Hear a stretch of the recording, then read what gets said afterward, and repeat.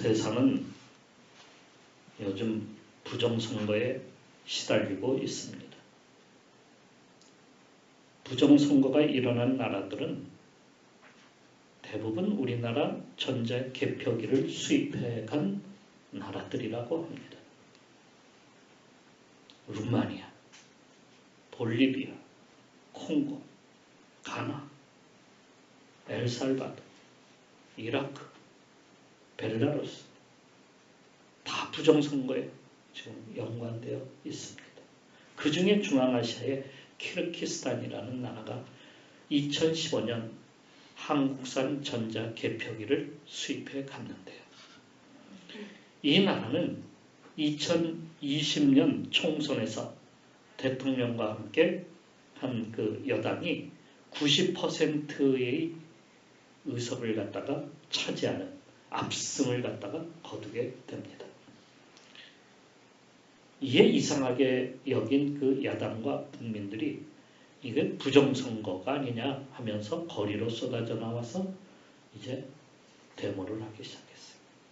그리고 화가 난 군중들은 선관위로 진입하여서 부정선거에 사용된 투표지와 또 개표기를 갖다가 확보하는 데 성공을 합니다.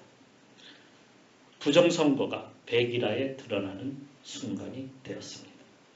이 일로 버티던 대통령도 결국 물러났고 다음에 새로운 대선이 치러졌습니다.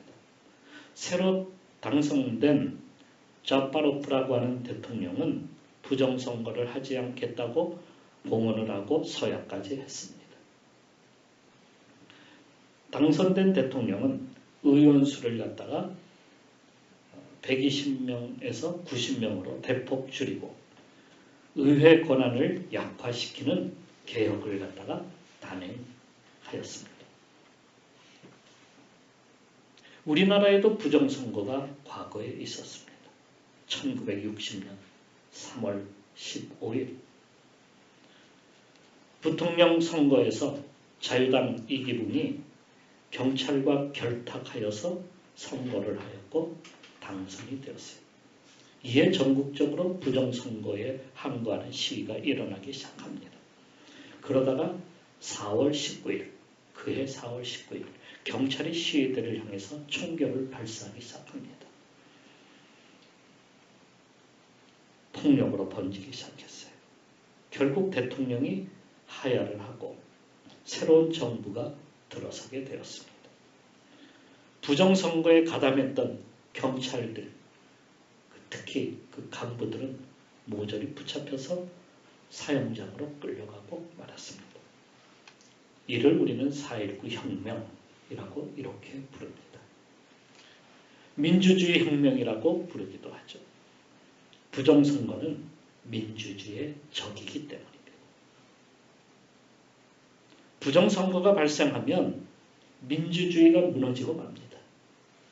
특히 부정선거가 일어난 나라들 요즘에 대부분은 중국의 1대1로를 따라가는 나라들이에요.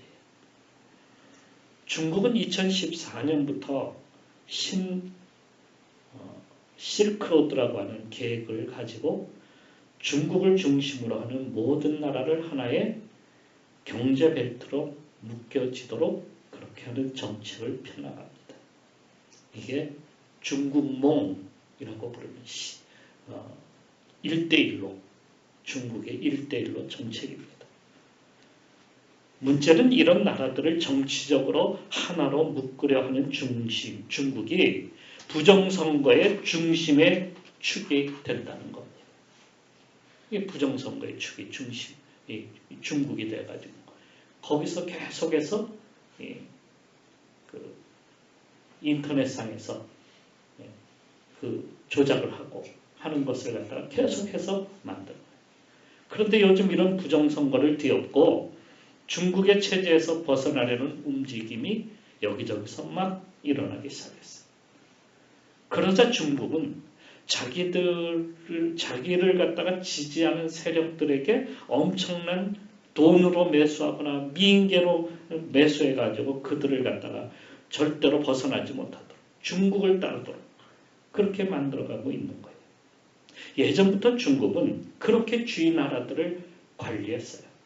그러니까 몇 사람만 그렇게 하면 된다는 거예요. 그러니까 중국에 사신으로 오는 사람들을 갖다가 정말 최고로 대접하는 거예요. 그리고 엄청난 재물을 안겨줘요. 이 사람들이 돌아가면은 다시 본국으로 돌아가면 어떻게 되냐면 완전 중국화되는 모든 걸 갖다가 중국 편에 서게 만드는. 그래서 조공도 뭐 바치게 하자고 하고 다 원하는 대로 다 주자고 하고 막 그래요. 지금도 그렇게 관리를 하고 있는 거예요. 중국이. 우리는 이런 일들로 인해서 체제의 위기에 놓이게 되었어요. 이게 몇 사람으로 인해서 이렇게 되는 거예요. 많은 사람들이 여기에 가담하는 게 아니에요. 몇 사람. 이것을 제거하지 않으면 진정한 참 자유민주주의 국가로 만들어질 수가 없다는 겁니다. 그런데 그 길로 가는 방법은 없을까? 무엇이 있을까? 어떻게 해야 될까? 사실 이런 악한 범죄를 갖다가 갈아엎지 않으면 그들이 언젠가는 또 숨어있다가 또 다시 스멀스멀 기어나와가지고 또 다시 악한 그러한 일들을 또 저지르는 이게 습관화되는 거예요. 악한 습관은 더 빨리 쫓아갑니다. 사람에게는 관성의 법칙이라는 것이 존재하는데 과거에 행했던 죄를 갖다가 그게 사라지지 않고 다시 또 나온다는 거예요. 도둑질한 사람들은 언젠가는 또 다시 도둑질하는 쪽으로 또 발전해 가요. 그것은 우리로 앞으로 나가는 것을 갖다가 방해합니다. 그게 관성의 법칙이에요. 나쁜 습관이 이렇게 우리 몸에 배기게 되면 그래 고치고 싶어도 고치지를 못하는 거예요. 그래서 죄를 짓고 나면 거기서 끝나지 않냐고 그게 또다시 죄가 또 나와가지고 또 행하게 되고 또 행하게 되고 죄는 점점 더 강해지고 더 많아집니다. 걷잡을 수 없어요. 그러니까 이 나라가 깨끗하고 새롭게 됐다는 나라들은 없어요. 계속해서 인간 사회는 점점 어떻게 변하냐면 죄가 더 관영하게 돼요. 더 많아지는 거예요.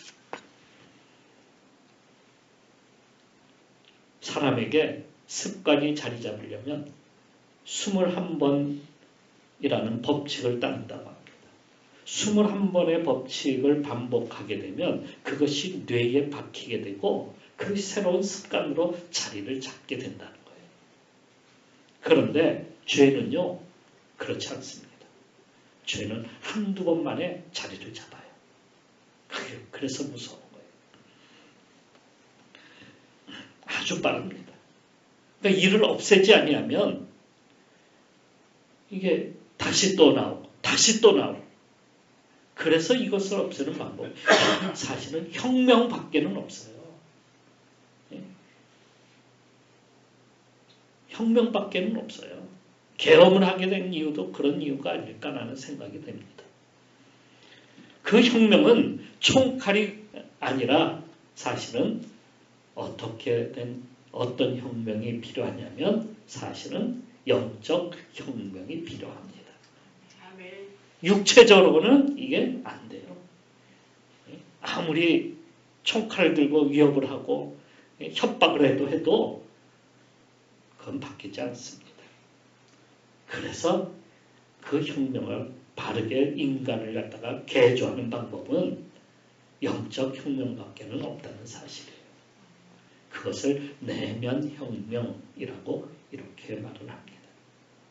내면혁명을 이루자. 오늘 제목도 그렇게 잡았습니다. 그럼 내면혁명이란 무엇입니까? 바로 영적 변동을 말합니다. 우리가 예수 그리스도를 믿고 회개하는 순간 우리 죄가 떠나고 그 자리에 성령이 역사하기 시작하십니다. 죄가 떠난다는 것은 우리 속에 어두움이 물러가고 빛이 들어오기 시작합니다.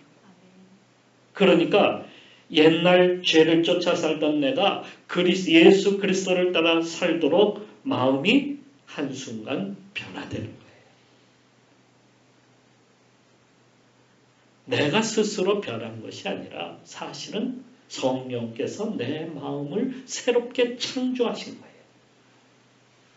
베드로가 주는 그리스도시요 살아계신 하나님의 아들이십니다 하고 그 예수님을 그렇게 고백을 했는데 그 고백할 때 주님께서는 뭐라고 말씀하셨냐면 이는 내게 알게 한 이는 혈육이 아니요 하늘에 계신 내 아버지시니라. 그러니까 이는 성령의 역사하심이라는 말씀을 하시는 거예요. 로마서 8장에서는 이렇게 쓰고 있어요. 예수를 죽은 자 가운데서 살리신 이의 영이 너희 안에 거하시면 그리스도 예수를 죽은 자 가운데서 살리신 이가 너희 안에 거하시는 그의 영으로 말미암아 너희 죽을 몸도 살아나게 하리라. 그의 영, 곧 성령으로 우리를 다시 살리신다. 변화시킨다. 갑작스럽게 일어나는 거예요. 그것이. 그래서 혁명인 거예요. 갑작스럽게. 한순간.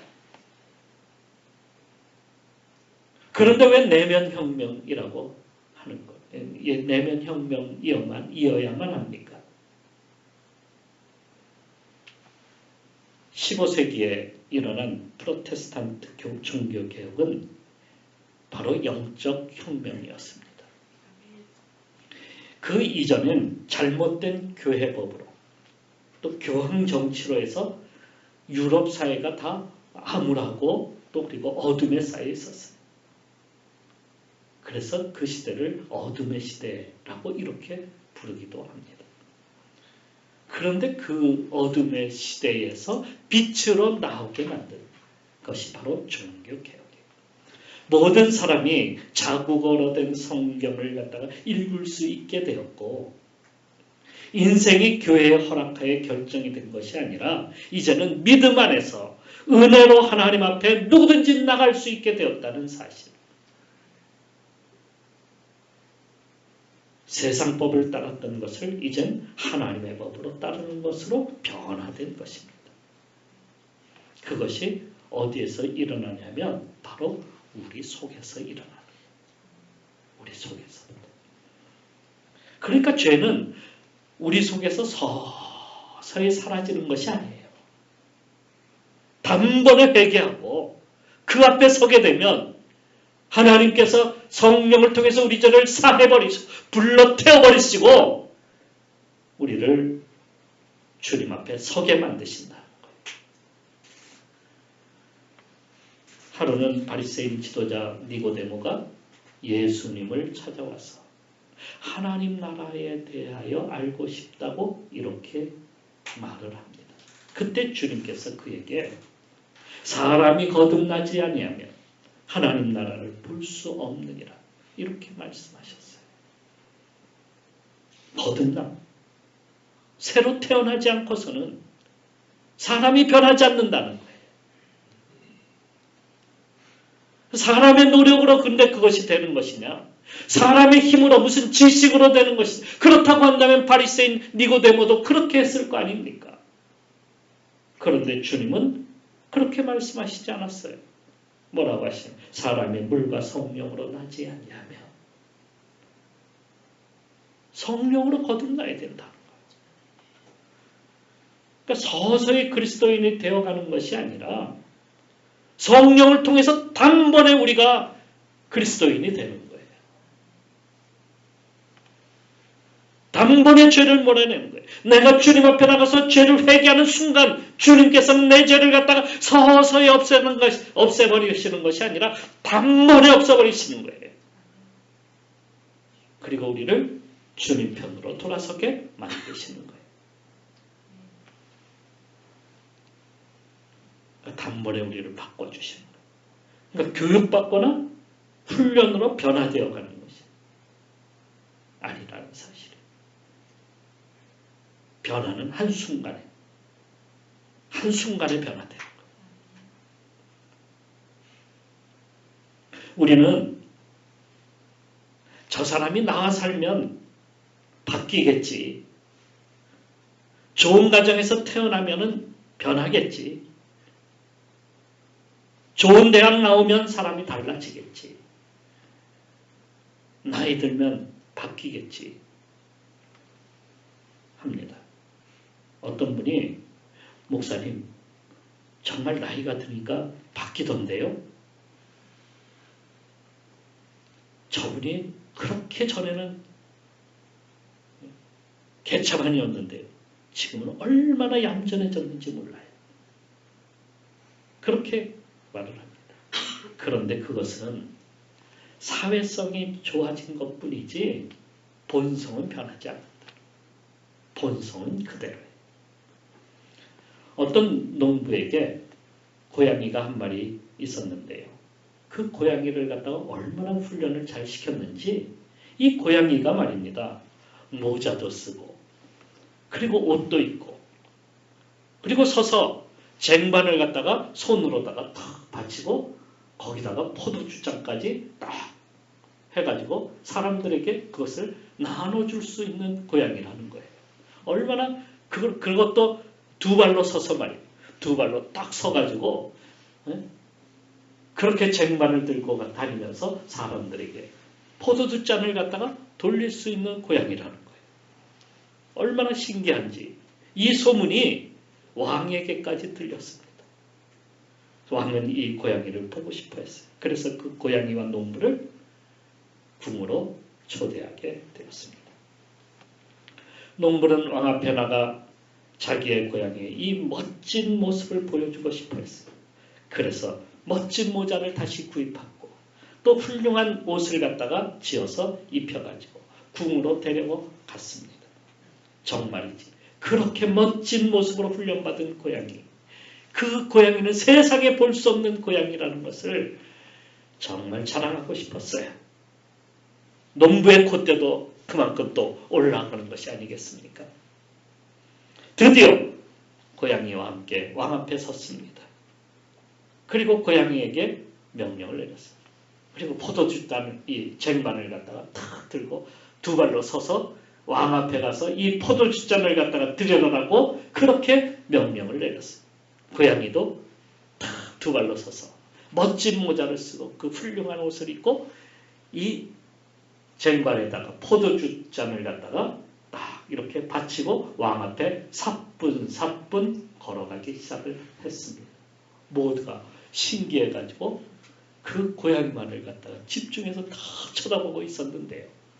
그런데 갑자기 왕 뒤에 쇠임지 두 마리가 딱 그 구멍에서 튀어나오는 것이었어요. 그것을 본 고양이가 냥 하면서 모자도 뒤집어 던지고 쟁반은 다 던져버리고 어디로 달려갔을까요? 쥐를 잡기 위해서 그 쥐에게로 달려가는 것이었어요. 그리고 이리 뛰고 저리 뛰고 하면서 궁전을 갖다가 완전히 난장판으로 만들어 놓고 말았어요.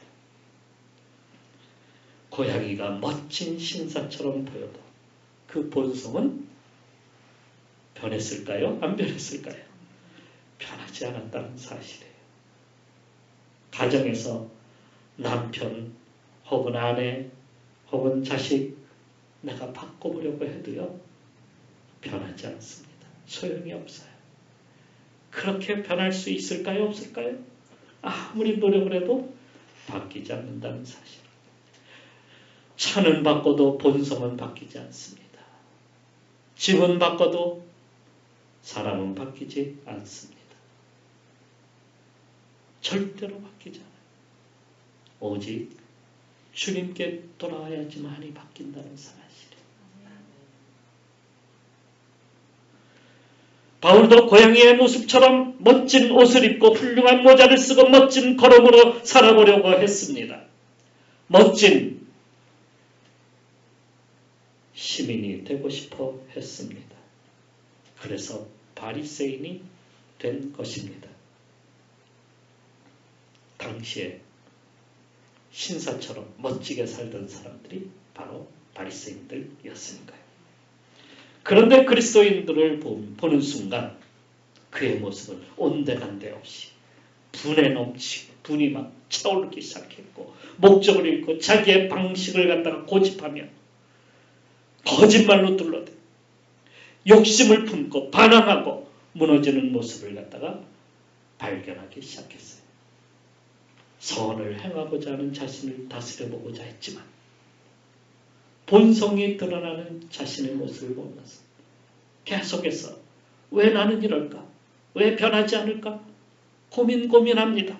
그래서 깊은 고민에 빠지며 살았어요. 이게 로마서 7장 24절의 말씀이에요. 오라 나는 곤고한 사람이로다. 이 사망의 몸에서 누가 나를 건져내랴. 한 것도 선을 원하지만 본성 곧 죄의 법 아래로 자기가 끌려가고 만다는 사실을 알게 된 것입니다. 그러니까 죄의 법은 우리가 가진 본성인데 그건 누구나 다 그 본성이 우리에게 있어서 그것을 우리가 계속해서 고치지 못하고 쫓아가다가 죄의 길에 빠지고 만다는 거예요. 그것은 아담과 하와의 범죄로 인해서 우리에게 지금까지 유전되어 온 것들입니다.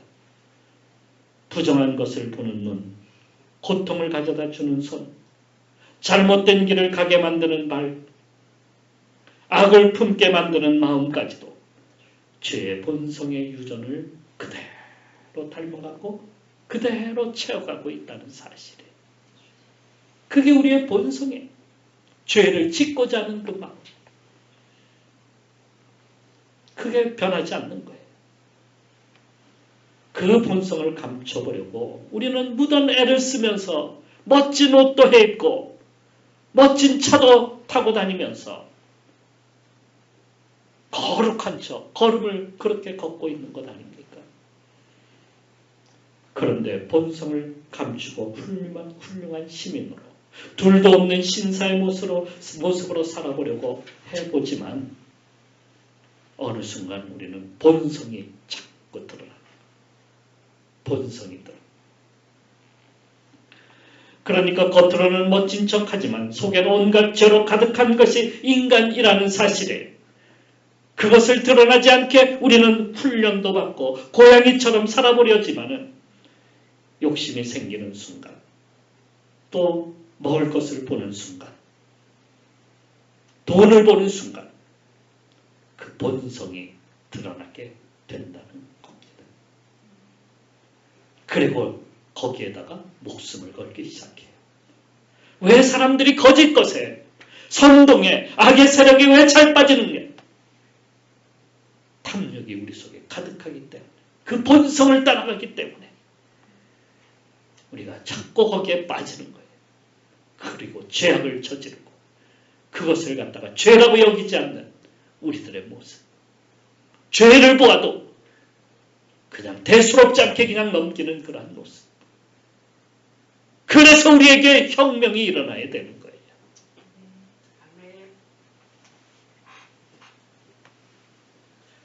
그런데 주님은 그것을 갖다가 뜯어고치는 것이 아니라 거듭나야 된다. 태어나야 된다라고 다시 태어나야 된다라고 이렇게 말씀하고 있는 것. 다시 태어나지 않으면 우리의 모습은 또 그대로 또 다시 그 모습 그대로 변하지 않는 거예요. 다시 창조되어야만 된다는 거예요. 그럼 어떻게 창조되어야 된다는 말씀입니까? 어떻게 태어난단 말입니까? 성령으로 된다는 거예요. 우리는 할 수 없어요. 주님께서 우리로 그렇게 변화되도록 역사하시는 거예요. 성령의 불이 우리 속에 들어오는 순간 우리의 죄악이 태워지고 우리의 본성까지도 다 태워서 주님 앞에 서게 만드는 거예요. 단번에 바꾸시는 역사. 우리 죄를 태워서 주님께로 향하게 만드는 거예요. 전에는 죄를 향해서 나갔는데 이제는 돌아서 버린 거예요. 단번에. 어둠으로 죽음으로 향하던 우리의 영이 주님의 성령의 살리심으로 주님께로 돌아서 빛을 향해서 나아가는 겁니다. 바울은 다메섹에서 빛을 보는 순간 꼬꾸라졌습니다. 오순절 마가의 다락방에 모였던 그 제자들, 그리고 사도들, 성도들 모두 그 120명 모두가 성령의 불로 꼬꾸라져 버리고 말았어요. 변화가 되었어요. 이사야에 보니까 주님의 사자가 숯불로 그의 입에 갖다 태웠어요. 그의 입이 태워진 것이 아니라 그의 죄가 태워졌다고 그렇게 말씀하고 있어요. 성령의 불은 그런 겁니다. 예수 그리스도를 영접하는 순간 성령의 불이 우리 속에 들어와서 우리를 갖다가 우리의 죄악을 태우고 새 사람 되게 만드는 거예요. 주님의 사람 되게 만드는 거예요. 이게 진정한 변화, 진정한 혁명이라는 말씀이에요.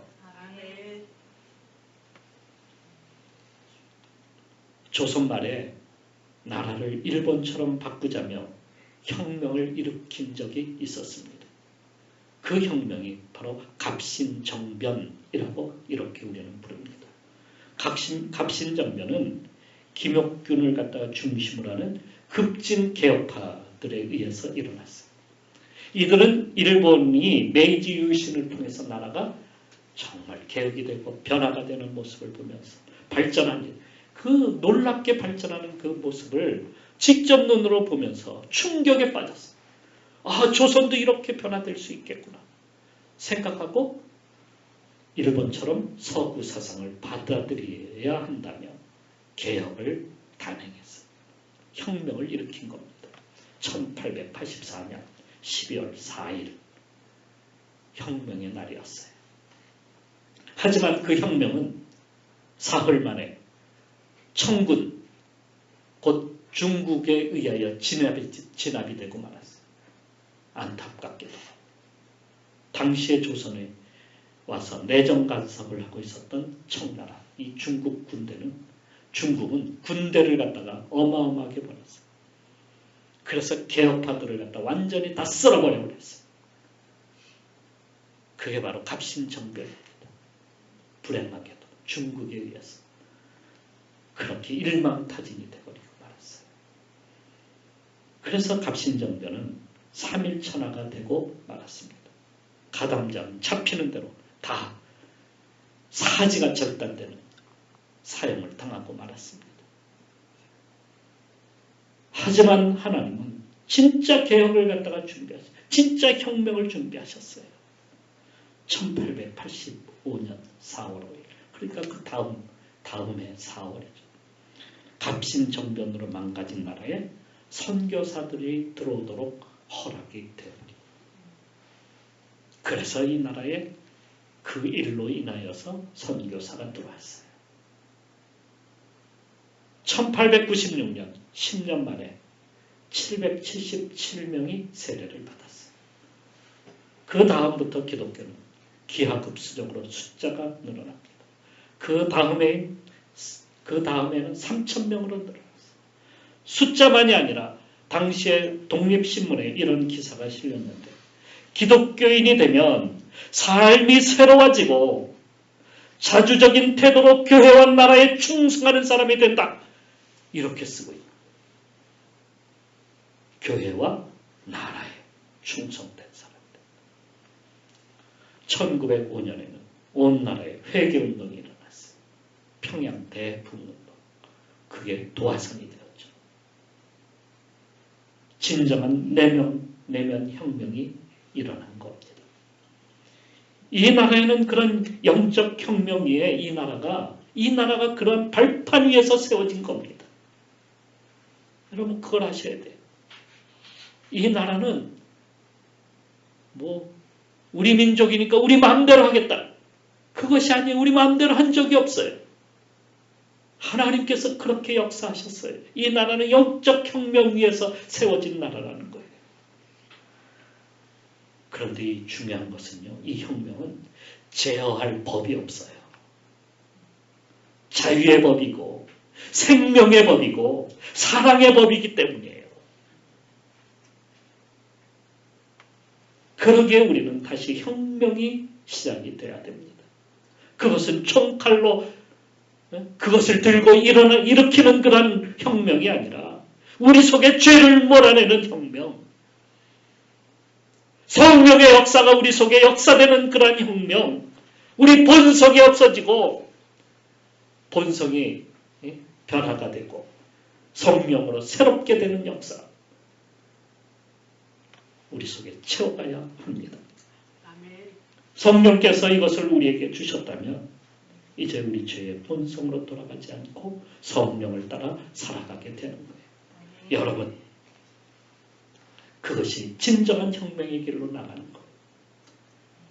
우리 영적 혁명으로 다시 한번 우리 죄를 몰아내고 회개하고 이 나라가 다시 서는 역사, 우리가 주님 앞에 바르게 서는 역사, 다른 길은 없습니다. 주님 앞에 돌아오는 길밖에는 없다는 사실 우리가 알고 이 영적 혁명을 이루어가도록 힘써서 나가는 성도가 됩시다.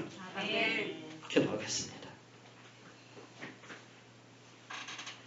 모세가요, 나이 40이 되었을 때에 그는 혁명을 일으키기로 하였습니다. 히브리인들을 군대로 조직하고 나라를 뒤엎고자 하는 것입니다. 그는 지금까지 군사를 움직이는 법, 작전계, 그리고 애굽의 약점까지도 전부 파악하고 있었습니다. 조금만 보태면 그는 혁명을 쉽게 이룰 수가 있었습니다. 그래서 히브리인들이 군대가 되어서 도와주기를 원했죠. 하지만 계획은 무너지고 말았습니다. 사람들이 그를 도와주지 않았어요. 히브리인들이 따라주지를 않았어요. 애굽 감독 겨우 한 명 없애고 애굽은 건드리지도 못하고 그의 반란은 하루아침에 들통이 나고 말았습니다. 그는 아무도 없는 광야로 도망해야만 했습니다. 그리고 80이 되었을 때에 다시 애굽으로 돌아오게 되었는데 반란을 완성하기 위해서가 아니었습니다. 이스라엘로 예배하는 공동체를 이루기 위해서였습니다. 그렇게 변한 이유는 그가 하나님을 만났고 그 앞에서 꼬꾸라졌기 때문입니다. 그가 계획했던 것, 그의 힘, 지식, 능력, 그런 것으로서는 혁명을 이룰 수 없다는 것을 알게 된 것입니다.